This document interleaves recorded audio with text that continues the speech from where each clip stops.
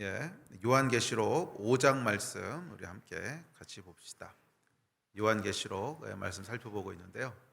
특별히 오늘은 5장 시작할 시간인데 오늘 5장 말씀을 다 살펴볼 건 아닌데요. 그래도 5장 전체를 한번 읽고 그리고 시작하는 게 좋을 것 같습니다. 그래서 5장 1절부터 14절까지 5장 전체 말씀을 같이 봉독하도록 합시다. 다 찾으셨으면 5장 1절부터 읽겠습니다. 시작. 내가 봄에 보좌에 앉으신 이의 오른손에 두루마리가 있으니 안팎으로 썩고 7인으로 봉하였더라. 또 봄에 힘있는 천사가 큰 음성으로 외치기를 누가 그 두루마기를 펴며 그 인을 떼기에 합당하냐 하나 하늘 위에나 땅 위에나 땅 아래에 능히 그 두루마기를 펴거나 보거나 할 자가 없더라. 그 두루마기를 펴거나 보거나 하기에 합당한 자가 보이지 아니하기로 내가 크게 울었더니 장로 중에 한 사람이 내게 말하되 울지 말라. 유대 지파의 사자 다윗의 뿌리가 이겼으니 그 두루마리와 그 7인을 떼시리라 하더라. 내가 또 보니 보좌와 네 생물과 장로들 사이에 한 어린 양이 서 있는데 일찍이 죽임을 당한 것 같더라. 그에게 7뿔과 7눈이 있으니 이 눈들은 온 땅에 보내심을 받은 하나님의 7영이더라. 그 어린 양이 나와서 보좌에 앉으신 이의 오른손에서 두루마리를 취하시니 그 두루마리를 취하시네 네 생물과 24장로들이 그 어린 양 앞에 엎드려 각각 검은 고와 향이 가득한 금대접을 가졌으니 이 향은 성도의 기도들이라. 그들이 새 노래를 불러 이르되 두루마리를 가지시고 그 인봉을 떼기에 합당하시도다. 일찍이 죽임을 당하사 각 족속과 방언과 백성과 나라 가운데에서 사람들을 피로 사서 하나님께 드리시고 그들로 우리 하나님 앞에서 나라와 제사장들을 삼으셨으니 그들이 땅에서 왕 노릇하리로다 하더라.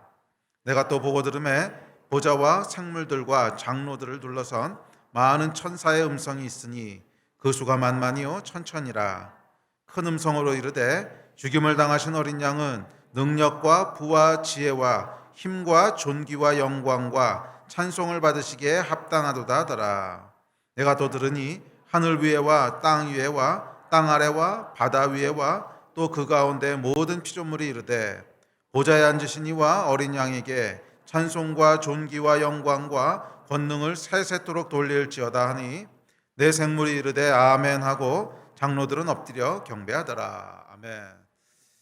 저희가 지난 주는 아니죠. 이제 한 달 지났는데 지난달에 계시록 4장 하늘의 예배에 대해서 살펴봤습니다. 오늘은 이어지는 5장을 살펴보려고 합니다.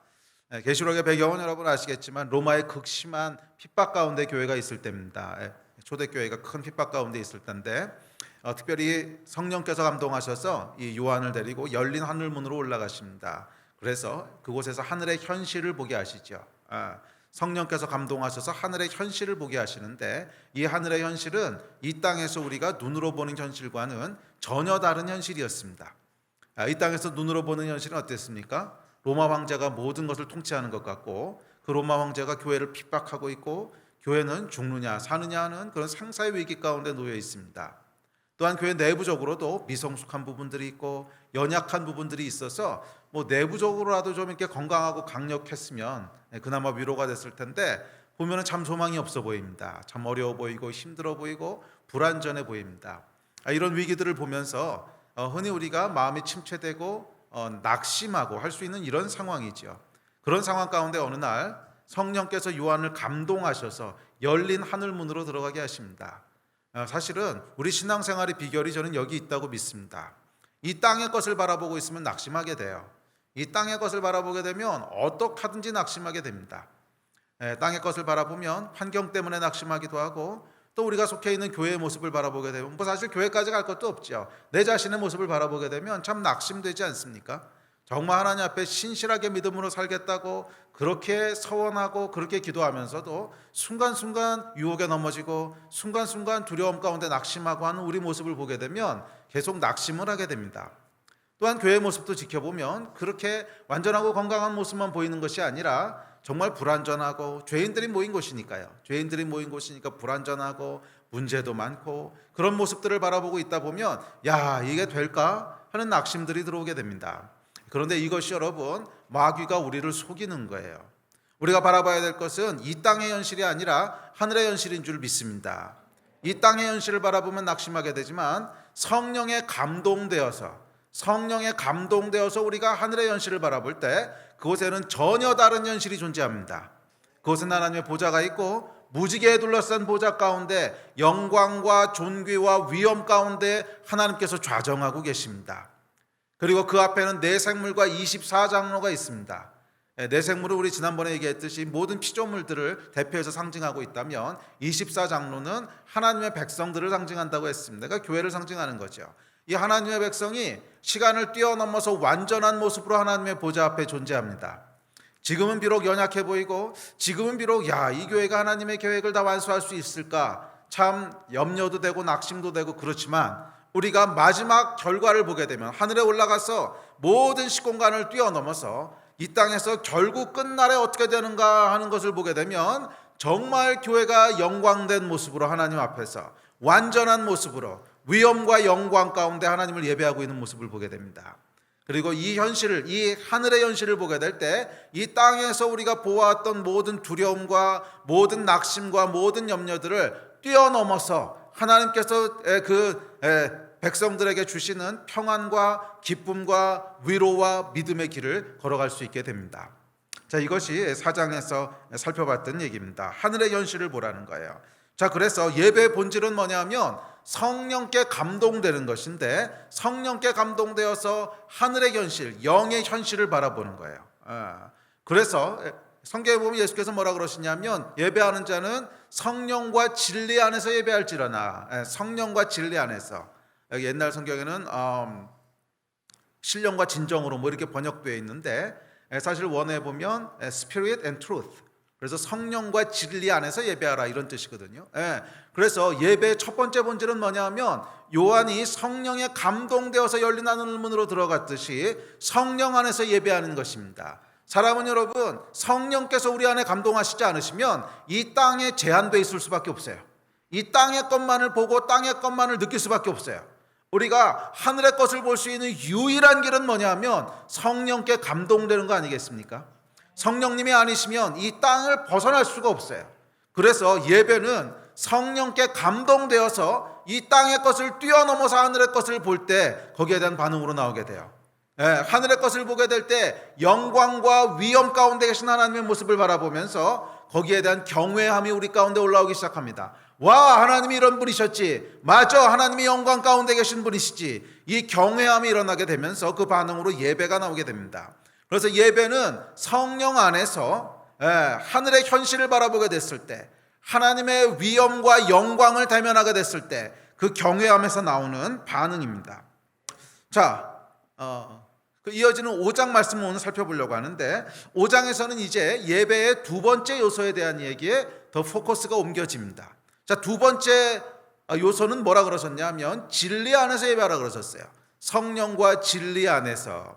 자, 그래서 예배의 두 번째 본질은 뭐냐면 진리에 근거한, 즉 올바른 지식에 근거한 예배예요. 올바른 지식에 근거한 예배입니다. 그래서 4장부터 시작된 하늘의 예배가 5장까지 계속 이어지는데, 그러니까 5장은 지금 계속 이 요한의 환상이 이어지고 있는 겁니다. 그 자리에서 계속 이어지는데 5장에서는 이제 그 중심이 보좌에 계신 하나님에서 어린 양 예수에게로 옮겨옵니다. 그래서 오늘 읽으셨지만 어린 양께서 행하신 일, 어린 양이 그곳에서 어떻게 계시는지 하는 어린 양 예수에 대한 이야기로 옮겨옵니다. 그래서 5장에서 드려지는 예배의 중심에는 죽임당하신 어린 양, 유다 지파의 사자, 다윗의 뿌리 예수 그리스도가 있습니다. 이 진리에 근거한 예배, 그리고 지식에 근거한 예배라고 하는 것은 사실은 여러분 우리의 예배의 대상은요, 엄밀하게 이야기하면 창조주 하나님이 아니세요. 어린 양 예수시지, 예수 하나님이시지. 그 이야기는 창조주 하나님을 예배하는 것이 잘못되었다 이런 의미는 물론 아닙니다. 그런데 다른 종교들도 창조주 하나님은 예배한단 말이에요. 다른 종교들도 창조주 하나님은 예배한단 말이에요. 이슬람에서도 창조주 하나님을 인정하고 예배하고, 또 과거에 우리 조상들도 천지신명께 이렇게 물떠놓고 빌었어요. 천지를 지으신 신이시여 이러고 빌었단 말이에요. 그래서 창조주 하나님이 어떤 존재인지 명확하게 알지는 못하지만 창조주 하나님을 예배하는 것은 많은 종교들 가운데 흔한 일입니다. 심지어 종교가 없는 사람들도 창조주 하나님은 인정하고 예배해요. 그래서 엄밀한 의미에서 우리가 예배하는 진짜 하나님은 창조주 하나님이라기보다는 예수 하나님이시라는 거예요. 그 창조주 하나님이 예수 그리스도시라는 거예요. 이 올바른 지식에 근거했을 때 비로소 우리 예배가 참된 예배가 되는 거예요. 그래서 그냥 우리가 예배하는 대상이 어떤 분이신지도 잘 모르고 그냥 우리 안에서 일어나는 감동과 감정을 쫓아서 예배드리는 것, 그것이 참된 예배가 아니라 우리가 지금 예배하고 우리가 지금 찬양하시는 분이 어떤 분인지 그 대상에 대한 것을 명확히 알고 예배할 때 그 예배가 비로소 완전하고 성숙한 예배가 된다는 거예요. 그래서 여러분, 우리가 물론 성령 안에서 하나님의 임재를 대면하고 그 경외하면서 드리는 예배도 훌륭하고 파워풀한 예배지만 그 예배를 완성하는 것은 뭐냐면 올바른 지식에 근거할 때 완성되는 거예요. 그래서 모든 예배는 성령과 진리 안에서 드리라고 했어요. In spirit and in truth. 성령과 진리 안에서 올바른 지식을 쫓아서. 근데 그 지식은 뭐냐면 우리가 예배하는 우리가 예배하는 하나님은 예수 그리스도시라는 거예요. 예수 하나님이시라는 거예요. 우리를 위해서 십자가에서 죽으신 어린 양 예수시라는 거예요. 이 올바른 지식에 근거한 그 예배가 완전한 예배입니다. 그래서 성경은 올바른 지식에 대해서 여러 번 강조합니다. 여러 번 강조하는데 그 중에 몇 구절만 찾아볼게요. 자, 시작. 내가 두루다니며 너희가 위하는 것들을 보다가 알지 못하는 신에게라고 새긴단도 보았으니 그런즉 너희가 알지 못하고 위하는 그것을 내가 너희에게 알게 하리라. 이게 사도행전에서 바울이 하는 얘기죠. 그 사람들이 알지 못하는 신에게 예배한다는 거예요. 그런데 그 바울이 전했던 복음은 뭐냐면 그 하나님이 누구신지를 알게 한다는 거예요. 올바른 지식을 쫓아 하나님을 섬기도록 한다는 거예요. 또 다음 구절 봅시다. 시작. 능히 모든 성도와 함께 지식에 넘치는 그리스도의 사랑을 알고 그 너비와 길이와 높이와 깊이가 어떠함을 깨달아 하나님의 모든 충만하신 것으로 너희에게 충만하게 하시기를 구하노라. 또 다음 구절 시작. 오직 우리 주 곧 구주 예수 그리스도의 은혜와 그를 아는 지식에서 자라가라. 영광이 이제와 영원한 날까지 그에게 있을지어다. 자, 여기 보면 계속 지식에 충만해라, 지식에 자라나라. 뭐예요? 올바른 지식에 근거했을 때 우리의 예배도 온전한 예배가 되고 올바른 지식에 근거했을 때 우리의 신앙도 더욱 강력하고 충만한 신앙이 된다는 거예요. 자, 그래서 사장의 예배가 하나님의 임재를 대면하는 경외함에 근거한 성령 안에서 드려지는 반응이었다면 이제 5장의 예배는 예수가 어떤 분이시며 그분이 행하신 일이 무엇인지 정확한 지식, 그 진리에 근거한 예배로 옮겨옵니다. 그래서 이 경외함에 지식이 더해진 예배, 이것이 여러분 결국 온전한 예배예요.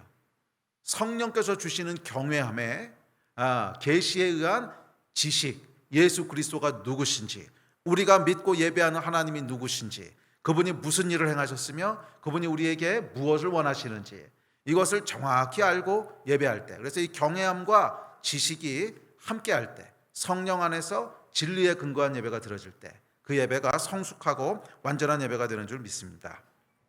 자, 그래서 우리가 예배하는 참 대상은 어린 양 예수 그리스도세요. 어린 양 예수 그리스도세요. 그래서 예배는 단순히 감정을 따라 드리는 것이 아니라 지식이 함께 있어야 돼요. 감정이 불필요하다는 건 아닙니다. 성령 안에서 우리가 예배하게 될 때 감정이 움직입니다.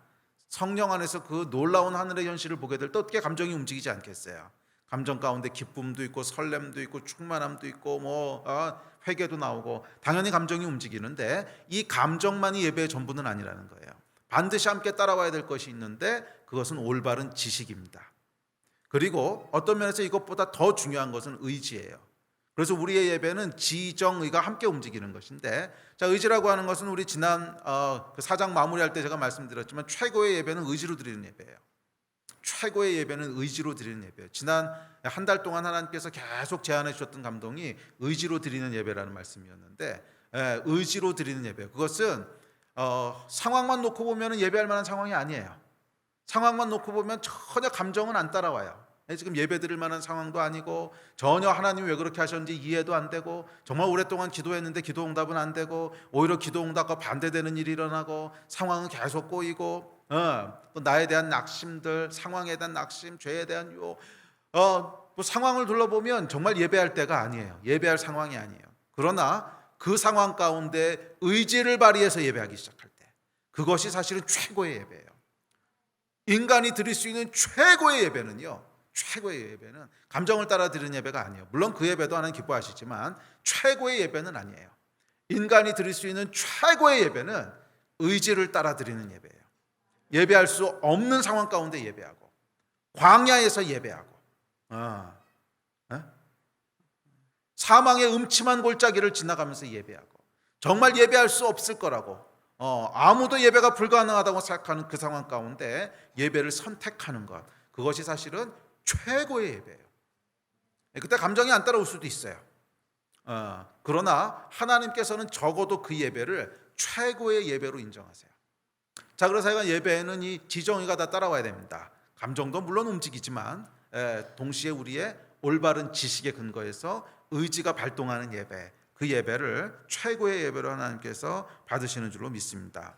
자, 그래서 5장에서 우리가 살펴볼 것은 지식에 근거한 거예요. 올바른 지식. 우리가 예배하는 예수 그리스도는 누구신가? 우리가 예배하는 하나님은 누구신가? 어린 양 예수에 대해서 함께 살펴보려고 합니다. 자, 5장의 내용은 인봉된 두루마리로부터 시작됩니다. 자, 우리 같이 한번 읽어보죠. 시작. 내가 보매 보좌에 앉으신 이의 오른손에 두루마리가 있으니 안팎으로 썼고 7인으로 봉이 나였더라. 또 봄에 힘있는 천사가 큰 음성으로 외치기를 누가 그 두루마리를 펴며 그 인을 떼기에 합당하냐 하나 하늘 위에나 땅 위에나 땅 아래에 능히 그 두루마리를 펴거나 보거나 할 자가 없더라. 그 두루마리를 펴거나 보거나 하기에 합당한 자가 보이지 아니하기로 내가 크게 울었더니, 이 환상 가운데 요한이 바라보는데 하나님의 오른손에, 이 오른손이라고 하는 것은 뭐냐면 권위와 능력의 상징이거든요. 그래서 하나님께서 확실해, 그러니까 그 메시지를 전하고 있는 거예요. 하나님의 손에 두루마리가 붙잡혀 있다는 거예요. 두루마리가 들려 있는데 그것이 7인으로 봉해져 있고 그 인을 뗄 자가 아무도 없다는 거예요. 그 인을 뗄 자가 아무도 없어요. 펼칠 자가 아무도 없습니다. 자, 이로 인해서 요한이 크게 슬퍼하면서 웁니다.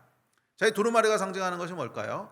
두루마리가 상징하는 것은 명확합니다. 그것은 하나님의 계획이 기록되어 있는 거예요. 그래서 성경에 보면 태초부터 하나님께서는 계획을 가지고 계세요. 그 계획은 임시적인 계획이 아니라 어떻게 천지가 시작되어서 마지막에 하나님 나라가 완성될 건지에 대한 모든 계획을 하나님은 다 가지고 계세요. 모든 계획을 다 가지고 계세요. 그래서 인류 역사의 모든 스토리를 하나님께서는 다 계획하고 계세요. 언제 예수 그리스도를 보내시고 어떻게 구원하셔서 어떻게 교회를 세우시고 또 마지막 때 어떤 일들이 벌어질 것이며 어떤 과정을 통해서 교회가 승리하게 되고 또 이 완전한 하나님의 나라가 완성될 것인지, 또 악은 어떻게 심판받을 것인지, 또 하나님의 백성들은 어떻게 구원받을 것이고 어떻게 성화될 것인지, 이 모든 계획을 하나님께서는 다 가지고 계신 거예요. 처음부터 끝까지 모든 계획을 다 가지고 계신데 그것을 두루마리라고 표현한 거예요. 하나님의 계획. 그 당시에 두루마리라고 하는 건 성경책이죠. 성경책도 두루마리에 기록됐죠. 그러니까 책을 쓸 때 지금처럼 뭐 종이가 있어 이렇게 쓰는 것이 아니라 두루마리에다 기록하는 스타일이었기 때문에 당연히 성경도 두루마리에 기록되어 있습니다. 자, 그래서 이 성경의 성격이 뭐예요? 하나님의 계획이잖아요. 태초부터 마지막 때까지 하나님의 계획이 쭉 기록되어 있는 것이 성경이고 그게 두루마리죠.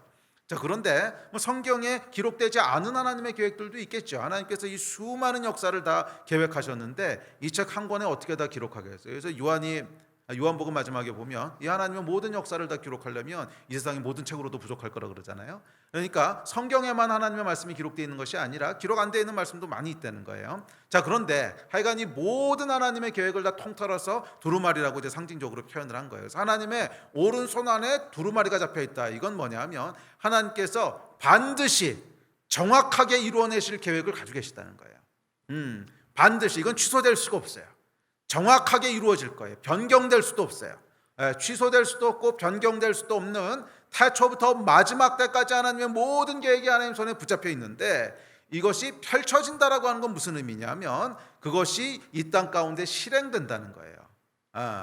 이 땅 가운데 실행된다는 거예요. 자, 그런데 이 하나님의 계획이 아무 때나 순서 없이 실행되지는 않겠지요.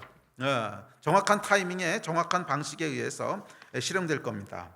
그래서 다니엘서에 보면 이런 얘기가 나옵니다. 다니엘서 12장에 보면 이게 두 번 이 표현이 나오는데, 시작. 그가 이르되 다니엘아 갈지어다 이 말은 마지막 때까지 간수하고 봉함할 것이니라. 이제 봉함이나 인봉이나 같은 말인데, 자, 이 다니엘에게 다니엘서 후반부에 가보면 마지막 때에 대한 계시를 보십니다. 그래서 마지막 때 어떤 일이 일어날 것이고 뭐 한때와 두때와 반때와 뭐 하여간 이 계시록에서 예언되어 있는 예언들이 거의 중복돼서 이제 예언이 되어 있습니다. 근데 이 예언을 주시고 난 다음에 다니엘한테 뭐라 그러냐면 이 말은 마지막 때까지 간수하고 봉인해 두래요. 왜? 지금 펼쳐질 게 아니거든요. 다니엘 때에 펼쳐질 게 아니라 먼 훗날에 펼쳐질 거거든요. 그래서 성경에 보면 두루마리를 봉인했다 하는 것은 뭐냐 하면 하나님께서 예정하신 일이지만 아직 펼쳐지고 있지 않다, 이런 뜻이에요. 하나님이 예정하신 일이지만 아직 이 땅 가운데 펼쳐지고 있지는 않은 그것을 보여주는 것이 두루마리, 그 봉인되어 있는 일곱인으로, 일곱인이라고 하는 완전히 이제 봉인되어 있다는 뜻인데 봉인되어 있는, 그래서 아직 사람들에게 알려지지도 않았고, 근데 알려지지 않았다기보다는 펼쳐지지 않았다는 게 더 정확한 표현일 거예요. 왜냐하면 다니엘서에도 보면 다니엘에게 무슨 말씀을 하셨는지 기록되어 있거든요. 그러니까 봉함하라라고 얘기했지만 그 말이 기록되어 있단 말이에요. 그래서 읽어보면 무슨 말인지 알아요. 누가 읽어도 알아요. 저희가 읽어도 그냥 이런 말씀이구나. 그런데 봉함하라 그러셨단 말이에요. 그러니까 무슨 뜻이에요? 알려지지 않았다기보다는 펼쳐지지 않았다, 이런 의미가 더 강한 거죠.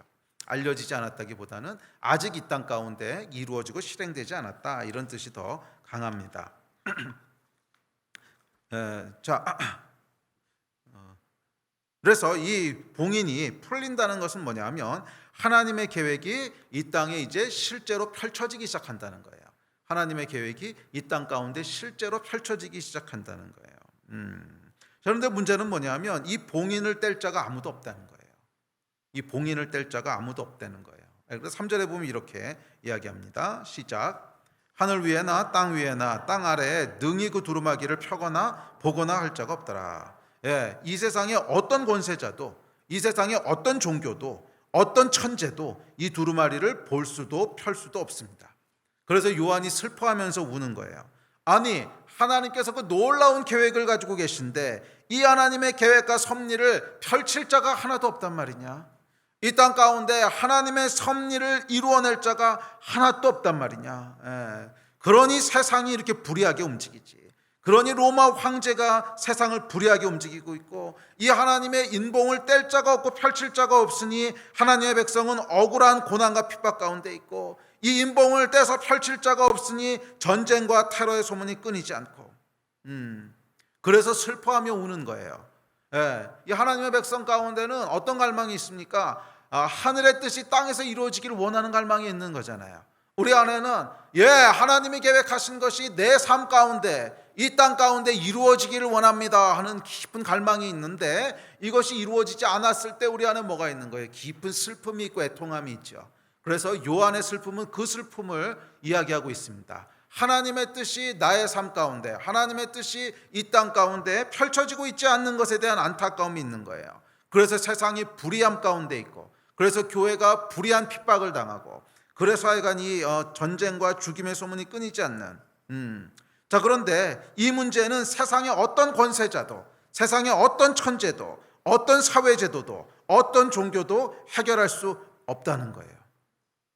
그래서 성경이 뭐라 그러냐면 능히 두루마리를 펴거나 보거나 할 자가 없다는 거예요. 하늘 위에도 없고 땅 위에도 없고 땅 아래도 없고 바다에도 없고 어디에도 없다는 거예요. 하나님의 계획을 펼칠 자는 펴거나 보거나 할 자가 없다는 거예요. 자, 그런데 이때 장로 중 한 사람이 요한에게 울지 말라고 위로합니다. 그리고는 이렇게 얘기합니다. 5절입니다. 5절 같이 봅시다. 시작. 장로 중에 한 사람이 내게 말하되 울지 말라. 유다 지파의 사자 다윗의 뿌리가 이겼으니 그 두루마리와 그 일곱인을 떼시리라 하더라. 할렐루야. 드디어 인을 떼시는 분이 계시다는 거예요. 하나님의 계획을 이 땅 가운데 풀어놓으실 분이 계시다는 거예요. 할렐루야. 하나님의 공의와 하나님의 사랑, 하나님의 구원과 하나님의 심판, 하나님의 진노와 하나님의 새 창조의 역사를 풀어놓으실 분이 계시다는 거예요. 그러니 슬퍼하지 말라는 것입니다. 그분이 누구라는 거예요? 어린 양 대신, 죽임당하신 어린 양 대신 예수 그리스도. 예수 그리스도께서 봉인을 떼시기에 합당하신 분이시라는 거예요. 할렐루야. 그래요 여러분, 예수께서는 어떤 분이시냐면 봉인을 떼시는 분이세요. 예수께서는 어떤 분이시냐면 이 땅에 하나님의 계획을 실행시키시고 진행시키시는 분이세요. 예수 외에는 없어요. 예수 외에는 그 어떤 존재도 하나님의 계획과 하나님의 뜻을 이 땅 가운데 실행시키는 존재가 없어요. 오직 예수. 세상의 어떤 통치자도, 세상의 어떤 지혜자도, 세상의 어떤 권세도 하나님의 뜻을 이 땅에 펼칠 수 있는 존재는 없어요. 오직 예수 한 분. 아멘. 오직 예수 한 분. 그 예수께서만 봉인을 떼시는 분이세요. 이 땅에 하나님의 계획을 펼치시는 분이세요. 자, 그런 의미에서 예수님은 어떤 분이시냐면 이 땅의 통치자세요. 이 땅의 왕이세요. 그래서 다윗의 뿌리니 유다의 사자니 하는 얘기가 나오는 것이 통치자이시고 왕이시라는 거예요. 예수 그리스도 외에는 그 어떤 존재도 창조주의 계획을 이 땅 가운데 집행할 수가 없어요. 그 일을 집행하시는 유일한 존재, 왕이신 예수 그리스도시라는 거예요. 그래서 성경에 보면 뒤에 가서 우리가 다시 한번 찾아볼 텐데 하나님께서 예수의 이름을 지극히 높이셨대요. 빌립보서 2장에 보면 하나님께서 예수의 이름을 지극히 높이셔서 하늘에 있는 자들과 땅에 있는 자들과 땅 아래에 있는 자들로 모든 무릎을 예수의 이름에 꿇게 하셨대요. 아멘. 예수를 통해 이 땅에 하나님의 계획이 계시되며 예수를 통해 만물을 통치하신 하나님의 지혜가 계시되며 예수를 통해 악을 심판하시는 하나님의 심판이 집행되며 예수를 통해 하나님의 백성이 구원에 이르게 됩니다. 아멘. 예수, 오직 예수님만이 봉인을 떼시는 분이세요. 여러분은 어떠십니까? 여러분 인생에 봉인을 떼시는 분은 예수 한 분이신 것을 인정하십니까? 이거 인정해야 돼요. 내 인생 가운데 하나님의 계획을 풀어놓으시고 이끌어 가시는 분은 나의 노력도 아니고 세상 지혜도 아니고 세상 전략도 아니고 예수 한 분이시라는 거예요. 그래서 여러분의 삶 가운데 하나님의 계획, 봉인이 풀어지기를 원한다면 뭐를 해야 돼요? 예수께서 여러분 삶에 역사하시도록 해야 돼요. 뭐예요? 예수께서 하시는 일에 순종하셔야 된다는 거예요. 예수께서 하시는 일에 순종하셔야 된다는 거예요. 우리 삶 가운데 하나님의 뜻이 이루어지게 하는 유일한 길이에요. 나의 어떤 지혜도 세상의 어떤 권세도 내 삶을 복되게 할 수 없어요. 내 삶에 하나님의 계획이 이루어지게 할 수 없어요. 유일한 길은, 나의 삶의 봉인을 떼는 유일한 분은 예수 그리스도세요. 예수께서 여러분 삶의 봉인을 떼게 하세요. 아멘. 예수는 우리의 왕이십니다. 자, 그래서 이 예수를 뭐라고 묘사하냐면 다윗의 뿌리며 유다 또는 유대의 사자라고 묘사합니다. 자, 다윗의 뿌리란 뭐냐면 왕을 의미하는 것이죠. 왕. 다윗의 후손으로 계속 왕은 이제 다윗의 후손 중에 세워지게 되니까 다윗의 뿌리라고 하는 것은 왕이라고 하는 직분을 의미하고요. 유대의 사자 또는 유다의 사자라고 하는 것은 그 왕이 가지고 있는 능력, 권위를 상징합니다. 사자는 힘의 상징이죠. 힘과 권위를 상징합니다. 자, 예수께서는 온 우주를 통치하시는 왕이시라는 거예요. 하나님께서 예수를 그렇게 높이셨습니다. 하나님께서 만물을 통치할 권세를 예수께 주셨습니다. 죄를 사할 권세를 아들에게 주셨고 세상을 심판할 권세를 아들에게 주셨습니다. 성경 구절 찾아볼게요. 시작. 아버지께서 아들에게 주신 모든 사람에게 영생을 주게 하시려고 만민을 다스리는 권세를 아들에게 주셨음이로다. 아버지께서 아무도 심판하지 아니하시고 심판을 다 아들에게 맡기셨으니 예수께서 나와 말씀하여 이르시되 하늘과 땅의 모든 권세를 내게 주셨으니 그러나 인자가 땅에서 죄를 사하는 권세가 있는 줄을 너희로 알게 하려 하노라. 계속 반복적으로 나오는 것이 뭐냐면 하나님께서 모든 권세를 아들에게 주셨다는 거예요. 자, 근데 제가 이것을 강조하는 이유가 있습니다. 이 권세가요, 예수님이 가지고 있는 권세가 예수님이 스스로 가지신 권세가 아니라 하나님께서 주신 권세라는 거예요. 하나님께서 주신 권세라는 거예요. 그럼 우리 뒤에 가서 살펴보겠지만, 그렇기 때문에 예수께서 가지신 모든 권세는 저와 여러분도 가질 수 있는 권세라는 거예요. 하나님께서 예수 그리스도의 어떠하심으로 말미암아 그의 권세를 주신 거예요. 그래서 죄를 사하는 권세, 심판하는 권세, 물론 그것은 우리에게 안 주실 수도 있지만 하여간 만물을 통치하고 다스리는 권세를 하나님께서 예수에게 주셨다는 거예요. 아들이 아들됨으로 말미암아 하나님으로부터 이 권세를 받았다는 거예요. 자, 어찌됐든지 간에 예수께서 하나님께서 모든 권세, 하늘과 땅의 모든 권세, 죄를 사하는 권세, 또 영생을 주는 권세, 만물을 다스리는 권세, 심판하는 권세, 모든 권세가 예수께 주어졌습니다. 그래서 저는 개인적으로도 우리 인생의 모든 권세가 예수께 있다고 믿습니다. 저와 여러분 인생의 모든 권세가 예수께 있습니다. 내가 복을 누리는 것도 예수님의 권세에서 결정되는 거고요. 내가 죄의 대가를 치러야 된다면 그것도 예수님의 권세고요. 내가 은혜를 누려야 된다면 그것도 예수님의 권세고, 내가 행한 일에 대한 어떤 판단을 하시는 분도 예수님의 권세입니다. 아멘. 내가 병들거나 건강한 것도 예수님의 권세고요. 내가 살고 죽는 것도 예수님의 권세입니다. 더 나아가 죽음 이후에 영원한 천국에 이를 것인지 영원한 지옥에 이를 것인지도 예수님의 권세입니다. 내 삶의 모든 권세가 예수께 있다는 거예요. 심지어 여러분, 우리가 건강할 것인지 아플 것인지 아니면 살 것인지 죽을 것인지도 예수님의 손에 있다는 거예요. 여러분, 이 땅의 것을 두려워하지 마십시오. 이 땅의 것에 지나치게 매이지 마십시오. 땅의 어떤 것도 예수님의 권세를 거슬러서 여러분을 해할 수 없어요. 땅의 어떤 것도 예수님의 권세를 거슬러서 여러분을 죽일 수 없어요. 반대로 여러분이 아무리 노력하고 아무리 건강에 신경을 쓰고, 물론 신경을 좀 쓰십시오. 그러나 아무리 여러분들이 날고 긴다고 해서 예수님의 권세를 거슬러서 숨쉬고 살 수 없어요. 우리 삶에 살고 죽는 것, 일어서고 눕는 것, 되고 안 되는 것, 모든 권세가 오직 예수께 있는 줄로 믿습니다. 이 올바른 지식 위에 우리가 살아가야 돼요. 이 올바른 지식이 있을 때 올바른 믿음이 나올 수 있어요. 아, 그렇지, 내 삶의 모든 권세는 예수께 있구나. 할렐루야. 그분은 우리 왕이십니다.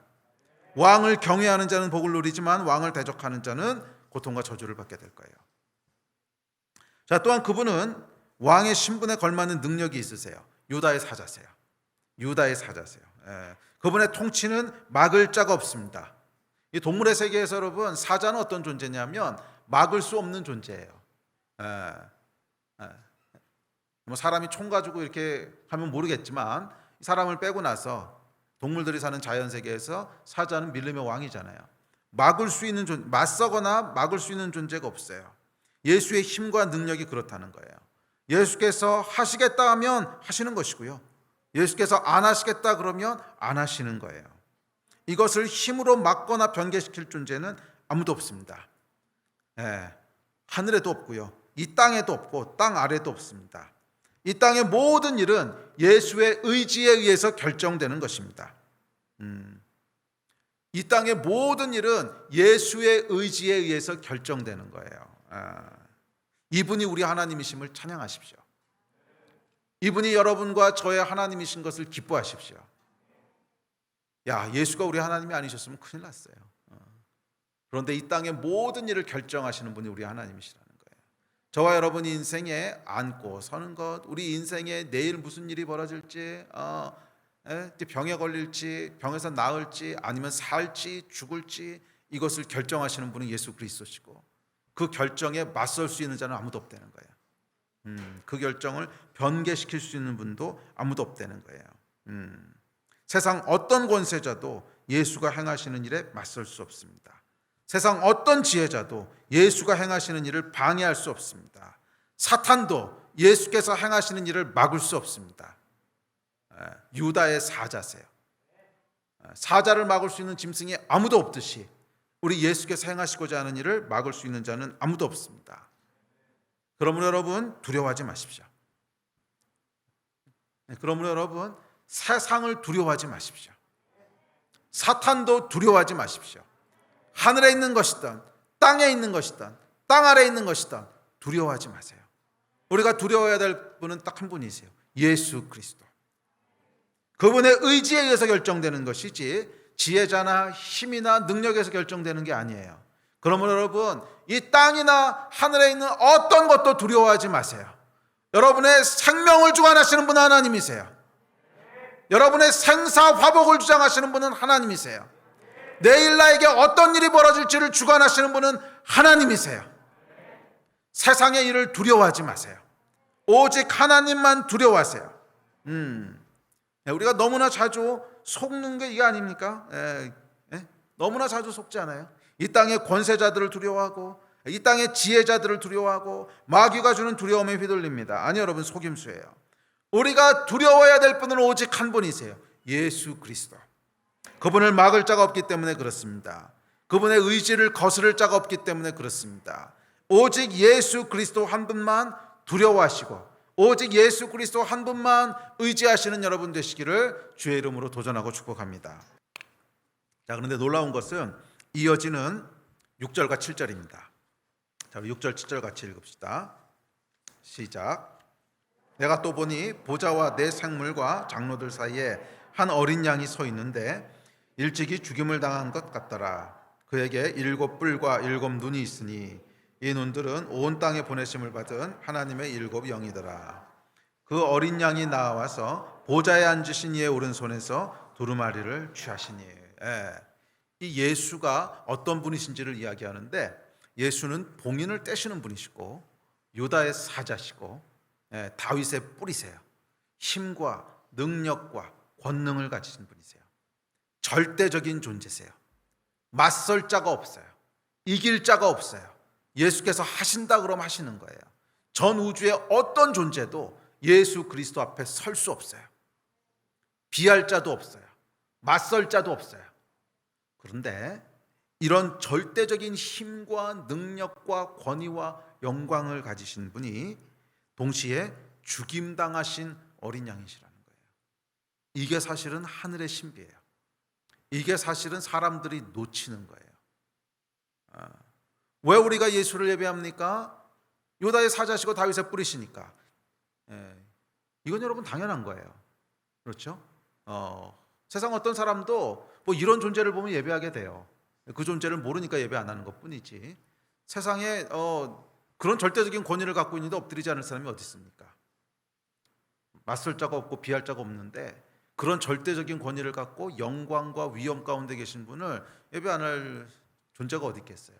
그런데 하늘의 비밀은 뭐냐면 그래서 예수를 예배하는 게 아니라는 거예요. 물론 그것도 이제 어느 정도 영향은 있겠지만 예수를 예배하는 진짜 이유가 있는데 그 진짜 이유는 유다의 사자이신 분이 죽임당하신 어린 양이라는 거예요. 그래서 예배한다는 거예요. 그래서 여러분 5장에 이어지는 예배의 내용들을 천천히 보시면 예배의 핵심이 뭐냐면 죽임당하신 어린 양이에요. 죽임당하신 어린 양께 힘과 존귀와 영광과 위엄과 권세가 영원히 있을지어다. 왜 힘과 권세와 영광과 존귀와 찬송이 영원히 있냐면 죽임당하신 어린 양이기 때문에. 죽임당하신 어린 양께 영광과 존귀와 위엄과 찬양과 찬송이 영원 무궁히 있을지어다. 왜? 죽임당하신 어린 양이니까. 세상은 여러분 죽임당한 어린 양을 예배하지 않습니다. 세상에 누가 죽임당한 어린 양을 예배하겠어요? 아이고 저건 힘도 없어가지고 그냥 죽어서 없어져 버린 거 다 무시하고요. 다 멸시하고 아무도 예배하지 않아요. 그런데 하늘의 신비는 뭐냐면 하늘의 비밀은 뭐냐면 진짜 예배받을 만한 가치가 있는 게 뭔 줄 아느냐? 세상은 진짜 예배받을 만한 가치를 힘과 권세와 영광과 능력과 화려함과 그거라고 생각하지만 아니야, 너희가 속고 있는 거야. 진짜 예배받을 만한 가치가 뭔 줄 아느냐? 그것은 죽임당한 어린 양이시라는 거예요. 와, 죽임당한 어린 양이시라는 거예요. 여러분, 타락한 인간은요 강한 힘과 권세를 소유하게 되면 교만하고 거만해집니다. 사람이 여러분 큰 힘을 소유하게 됐는데 여전히 겸손한 사람 찾기는 거의 불가능합니다. 그런데 큰 힘이 아니라 절대적인 힘을 가지게 되면요, 절대적으로 타락합니다. 인류 역사가 증명하고 있잖아요. 절대 권력은 절대 타락한다. 절대적인 힘을 갖게 되면 반드시 타락하게 돼요. 교만하고 거만해집니다. 그래서 그 결과 성품도 거칠어집니다. 자비, 긍휼 찾아볼 수 없게 됩니다. 이게 힘을 갖게 되면 나타나는 결과예요. 그런데 예수께서는 그렇지 않으셨다는 거예요. 어쩌면 그래서 하나님께서 예수에게 모든 권세를 주셨다고 저는 믿어요. 절대적인 힘과 권세를 가졌는데 거만해지거나 마음이 거칠어지거나 그렇게 변하지 않으셨다는 거예요. 그래서 절대적인 권세를 받으시게 됐다는 거예요. 그러니까 하나님 입장에서는 절대적인 권세를 줘도 괜찮은 존재가 된 거예요. 절대적인 권세를 하나님께서 부여하시면 사람이 다 타락하고 교만해지고, 교만은 하나님 싫어하시는 거거든요. 부패하고 거만해지는데, 마음이 딱딱해지는데 그렇지 않으셨다는 거예요. 그래서 하나님께서 모든 권세를 예수께 주셨다는 거예요. 모든 권세를 받을 만한 자격이 됐어. 얘는 퀄리파이 됐어. 그래서 모든 권세를 그 위에 주셨다는 거예요. 우리가 예배하는 예수는 어떤 분이십니까? 모든 권세와 힘과 능력을 소유하신 분이시지만 동시에 자비와 긍휼을 잃지 않으시는 분이세요. 절대적인 권위를 가지고 계시지만 부드러움과 사랑을 잃지 않으시는 분이세요. 무한한 권능과 더불어 더할 나위 없이 자비하고 부드러우신 분, 사자며 어린 양이신 분. 할렐루야. 사자며 어린 양이신 분. 우리 예수는 그런 분이시라는 거예요. 이것이 우리에게 은혜입니다. 만약 예수께서 단지 유다의 사자 같으신 분이시라면 우리는 그분 앞에 두려워 떨 뿐입니다. 그러나 예수께서는 감사하게도 사자시지만 동시에 어린 양이세요. 어린 양같이 온유하시며 우리의 연약함을 체휼하시며 한없는 은혜와 긍휼을 베푸시는 분이세요. 그래서 우리가 은혜를 누리게 됩니다. 또한 이분은요, 죽임당하신 분이세요. 죽임당한 어린 양이란 순종과 희생을 상징합니다. 예수는 우리를 구원하시기 위해서 죽임당하신 분이세요. 저와 여러분을 위해서 생명을 내어주신 분이세요. 우리가 예수를 예배하는 이유는 그분이 단지 유다의 사자이기 때문만이 아니라 우리를 위해 죽으신 하나님의 어린 양이기 때문이에요. 우리가 예수를 신뢰하는 이유는 그분이 단순히 다윗의 뿌리에서 나신 왕이시기 때문만이 아니라 그분이 우리를 구원하기 위해 십자가에 달리신 어린 양이시기 때문이에요. 어린 양을 찬양하라.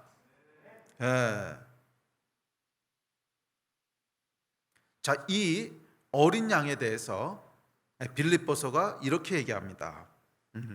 자, 우리 빌립보서 같이 읽어볼게요. 2장 말씀입니다. 자, 시작. 너희 안에 이 마음을 품으라. 곧 그리스도 예수의 마음이니 그는 근본 하나님의 본체시나 하나님과 동등됨을 취할 것으로 여기지 아니하시고 오히려 자기를 비워 종의 형체를 가지사 사람들과 같이 되셨고 사람의 모양으로 나타나사 자기를 낮추시고 죽기까지 복종하셨으니 곧 십자가에 죽으심이라. 이러므로 하나님이 그를 지극히 높여 모든 이름 위에 뛰어난 이름을 주사 하늘에 있는 자들과 땅에 있는 자들과 땅 아래에 있는 자들로 모든 무릎을 예수의 이름에 꿇게 하시고 모든 입으로 예수 그리스도를 주라 시인하여 하나님 아버지께 영광을 돌리게 하셨느니라. 아멘. 예수는 어떤 분이세요? 근본 하나님의 본체시래요. 하나님과 같으신 분이시라는 거예요. 모든 영광과 권위와 절대 권력과 지혜와 능력과 영광을 다 가지신 분이시라는 거예요. 자, 그런데 그러신 하나님의 본체이신 분이 당신의 힘과 능력과 권세와 영광을 드러내고 자랑하는 것이 아니라 오히려 어떻게 하셨다는 거예요? 오히려 자기를 비워 종의 형체를 가지시고 사람과 같이 되셨습니다. 하나님이 사람이 되셨다는 거예요. 여러분 상상할 수 없는 일인데 하나님이 사람과 같이 되셨어요. 그리고 사람의 모양으로 나타나서 자기를 낮추시고 죽기까지 복종하셨습니다. 그래서 십자가에 죽으셨습니다. 사실 여러분 이 세상의 논리로는요 이해할 수 없는 일이에요. 이 세상의 논리로는 설명할 수 없는 일이에요. 아니, 권세와 영광과 힘과 존귀와 능력과 위엄 모든 것을 가진 존재면 그것을 드러내고 나타나고 사용해서 세상을 유익하게 하면 되지. 왜 그런 것을 다 감추고 버리고 낮춰서 종처럼 되었다 십자가에 죽어? 세상 지혜자들은 이해할 수 없어요. 세상 권세자들도 이해할 수 없어요. 세상은 도무지 이해할 수 없는 일을 하신 거예요. 그게 영의 일이에요. 영의 일은 여러분 세상의 지혜로는 이해할 수가 없어요. 세상의 지혜로는 설명할 수도 없어요. 하늘의 비밀이에요. 예수께서 하늘의 비밀을 행하신 거예요. 예. 자, 9절에 그래서 뭐라 그러냐면 9절 다시 한번 띄워줄래요? 이러므로 이렇게 얘기합니다. 자, 9절 이후에 뭐라고 나오냐면 하나님이 그를 지극히 높여 모든 이름 위에 뛰어난 이름을 주사 하늘에 있는 자들과 땅에 있는 자들과 땅 아래 있는 자들로 모든 무릎을 예수의 이름에 꿇게 하셨다. 이렇게 얘기하는데 이러므로래요. 이러므로 앞에 있는 게 뭐예요? 이러므로 예수께서 자기를 비워 십자가에 죽기까지 순종하심으로 하나님이 그를 지극히 높여 모든 이름 위에 뛰어난 이름을 주셨다는 거예요. 이러므로 예수께서 교만의 옷을 버리시고 겸손의 옷을 입으심으로 하나님께서 하늘에 있는 자들과 땅에 있는 자들과 땅 아래 있는 자들로 모든 무릎을 예수의 이름에 꿇게 하셨다는 거예요. 이러므로 유다의 사자가 아니라 죽임당한 어린 양이 되심으로 하나님께서 모든 입으로 예수 그리스도를 주라 시인하게 하셨다는 거예요. 이게 여러분 이러므로입니다. 하늘의 비밀입니다. 이 하나님께서 권위를 주시고 높이시고 유다의 사자가 되게 하시고 영광 가운데 거하게 하시는데 그것은 뭐냐면 이러므로 예수께서 하나님의 근본 본체이신 분이 자기를 비우시고 죽기까지 하나님께 순종하시고 이웃을 사랑하되 생명을 주기까지 사랑하신 겸손의 옷을 입으신 순종의 옷을 입으신 어린 양 되신 예수 그리스도. 이러므로 하나님께서 그를 지극히 높이셨다는 거예요. 우리가 여러분 예수를 예배하는 진짜 이유는 이것 때문입니다. 우리가 여러분 성령께 감동되어서 하나님의 위엄과 영광을 바라볼 때 당연히 우리 안에서 경외함이 올라옵니다. 성령 안에서 드리는 예배예요. 하지만 이것이 예배의 완성은 아니에요. 이 예배를 진짜 완성하는 것은 뭐냐면 아니 이런 정말 그 앞에 우리가 두렵고 떨림으로 경외함으로 차마 서 있을 수도 없을 것 같은 이런 분이 순종의 옷을 입으시고 겸손의 옷을 입으셔서 죽임당하신 어린 양이 되셨다는 거예요. 이 지식, 이 진리 위에 우리가 설 때 진짜 예배해야 되는 것이 무엇인지 보이기 시작하는 거예요. 하늘에서 하나님께서 이것이 정말 가치 있는 일이야. 이것이 내가 인정하고 사랑하는 가장 존귀한 일이야. 그 말씀을 하시는 거예요. 너희가 예수를 예배한다고? 좋아. 왜 예배하니? 유다의 사자라서, 다윗의 뿌리라서? 오케이. 하지만 진짜 예배하는 이유는 무엇이니? 내가 내 아들에게 모든 권세, 그의 이름을 지극히 높인 이유가 무엇인지 아니? 그것은 그가 이 모든 영광에도 불구하고 순종과 겸손의 옷을 입고 십자가에 죽었기 때문이야. 너희가 예수를 예배하는 이유는 죽임당하신 어린 양이기 때문이야. 이 말씀을 하시는 거예요. 이게 여러분 지식을 쫓아 드리는 예배입니다.